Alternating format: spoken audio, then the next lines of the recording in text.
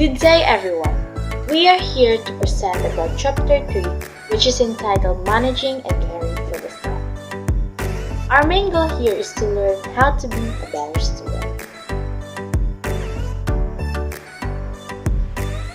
Objectives. At the end of the lessons, the student will be able to understand the theoretical underpinnings for how to manage and care for the different aspects of their self. To be a better student. Knowing the self is not enough, since who you are is partly made up of your choices. You must have the ability to choose, especially to be a better you in the school setting. Your knowledge of yourself should at least enable you to become a better student. This lesson will present several techniques that you can adapt depending on your situation and preferences to make you a better learner. Learning should not just mean studying for your quizzes and exam in school. Learning could also occur outside the confines of a book or classroom, like when you want to acquire a new move on your favorite sport or the skills for the certain hobby, among others. Furthermore, the techniques here are not the only techniques available, and months or years from now, new ways on how to study better will be discovered or rediscovered. What is important at this moment is that you learn how to learn these things. Now, let us talk about the first subtopic. What happens during learning? Does our brain and behavior changes? Everything that you experience leaves its mark on your brain. When you learn something new, the neurons involved in the learning episode draw new projections and form new connections. Your brain may even produce new neurons. Physical exercise can induce similar changes as can taking antidepressants. By contrast, stress, depression, aging, and disease can have the opposite effect, triggering neurons to break down and even die. The ability of the brain to change in response to experience is known as structural plasticity, and it is in a tug of war with processes that drive neurodegeneration. We have attached a link of a video talking about our brain during our learning. So, this video can help you in order for you to furthermore understand what happens to our brain during learning. Just click on the link that is put in the PowerPoint presentation and you can watch it in order for you to learn more. 2. Metacognition and study strategies. Metacognition, commonly defined as thinking about thinking. The awareness of the scope and limitation of your current knowledge and skills. Due to this awareness, metacognition enables the person to adapt to their existing knowledge and skills to approach a learning task, seeking for the optimum result of the learning experience. American Institution for Research 2010. Also include keeping one's emotions and motivation while learning in check. Some people learn better when they like the subject, some when they are challenged by the topic, and others if they have a reward system each time they finish a task. The emotional state and the motivation of a person then should also be in the preferred ideal state for that person in order to further facilitate his or her learnings. Two aspects of metacognition. First is self-appraisal, is your personal reflection on your knowledge and capabilities. Similar concept with metacognitive knowledge, or what you know about how you think. Second is self-management, is the mental process you employ using what you have in planning and adapting to successfully complete or accomplish a certain task. Similar with metacognition, regulation, or how you adjust your thinking process to help you learn better. Under metacognitive knowledge, these are several variables that affect how you know or assess yourself as a thinker. First is the personal variable, which is your evaluation of your strengths and weaknesses in learning. Second is the task variable, which is what you know or what you think about the nature of the task, as well what strategies or skill you already have in dealing with certain tasks. However, it must be noted that in order to make self-appraisal and self-management work, you must have an accurate self-assessment.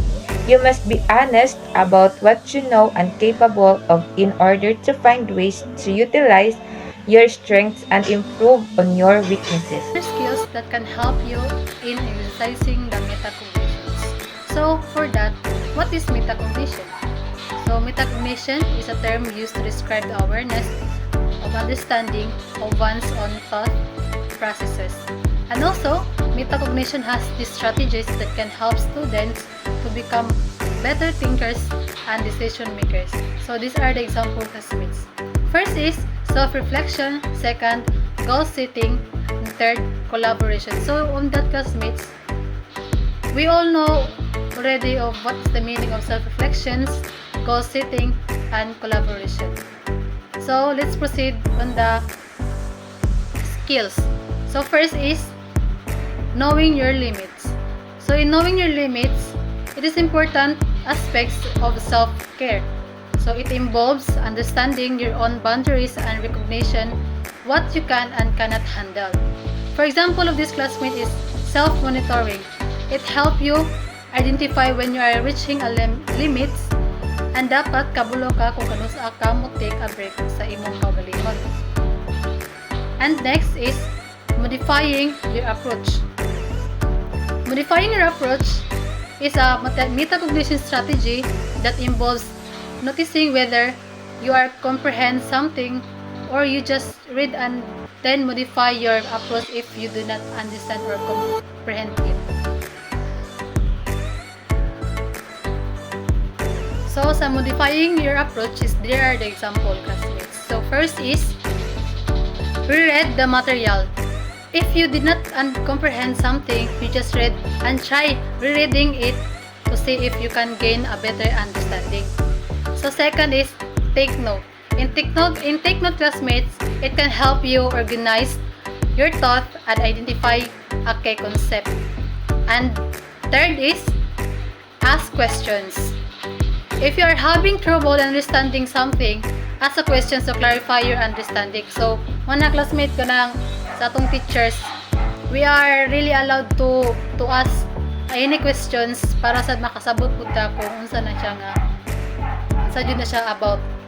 Next is use visual aids. In visual aids such as diagrams or charts can help you understand a complex concept. And lastly, breaking the materials down into smaller parts. So, breaking down complex materials into smaller parts and it can also make you easier to understand. And also classmates, remember, modifying approach is all about being flexible and willing to adjust your thinking of processes as needed. Mao ni siya classmate kanin sa breaking the materials down into smaller parts is mana siya nang mag-summarize lang ta sa mga discussions sa tong teachers para sa kung natay studyhan, dali ra pud ta makasabot. Next is skimming. Skimming also, it helps you identify the main ideas of a text and to get a general sense of what it's about. By using metacognition strategies such as skimming, you can become a more effective reader and learner. For example of this is self-monitoring also classmates. This involves paying attention to your thinking processes and evaluating your own understanding of the text. If you find that you are not comprehending the materials, you can modify your approach by rereading the text, take notes, or asking questions to clarify your understanding. And lastly, rehearsing. So, rehearsing is a learning strategist that involves repeating information to one's self in order to remember it better. And also, rehearsing can be useful when you need to memorize information quickly, such as when studying for exams or trying to remember a phone number or etc. It also helps you to identify what you know and don't know about the topic. By repeating information to yourself, you can gain a better understanding of what you have learned and what you still need to work on it. And next is, lastly, self-test.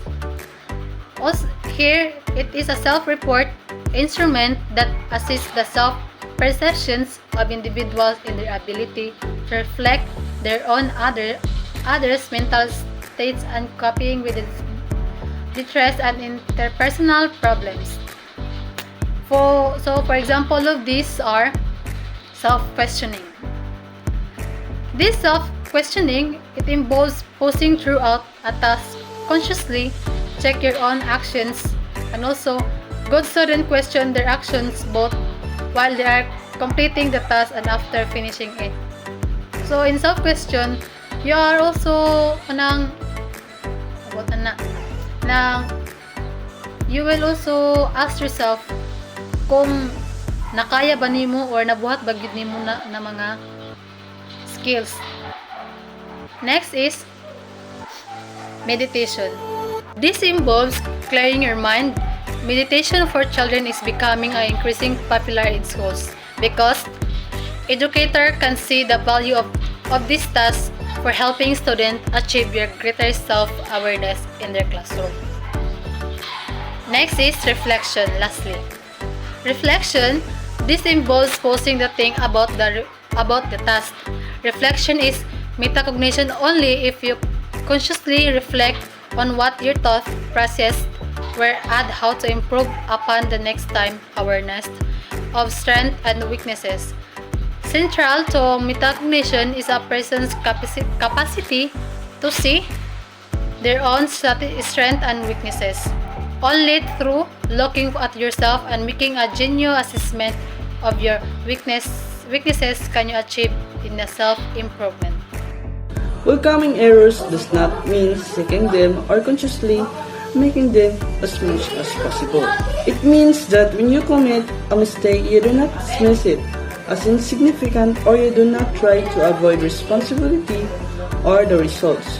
You must trust them to learn every lesson that you can take about yourself, about the topic, and other people or things.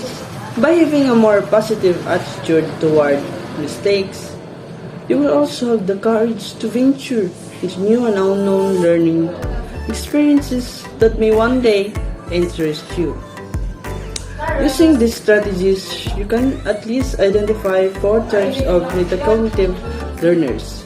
In Perkins 1992 and Cambridge International Examinations 2015, the first one is tacit learners, unaware of their metacognitive processes, although they know the extent of their knowledge. So, aware learners know some of their metacognitive strategies, but they do not plan on how to use these techniques. Number 3 is strategic learners. Strategize and plan their course of action toward a learning experience. Number 4. Reflective learners reflect on their thinking while they are using the strategies and adapt metacognitive skills depending on their situation. Thank you.